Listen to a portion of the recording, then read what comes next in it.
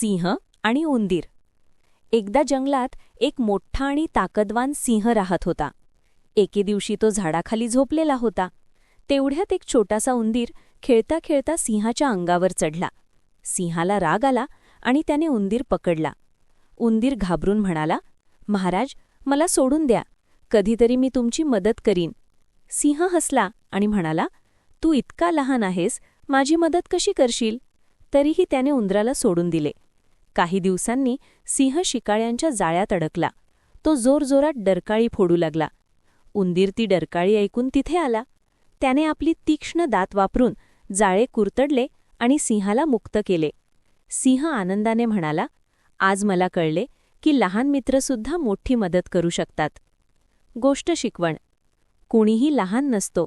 प्रत्येकाची मदत महत्त्वाची असते.